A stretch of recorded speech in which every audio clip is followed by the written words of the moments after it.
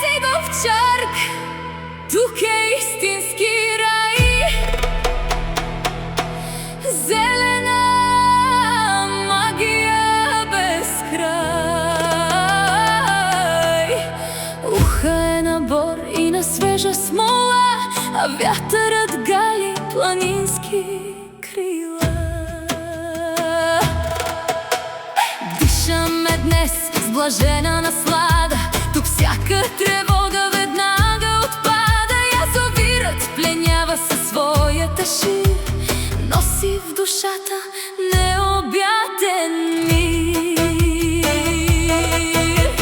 Птичките пеят своя весел мотив, светът под небето е толкова жив. Дъгата наднича свенливо във водата, за да ги види и сподели играта.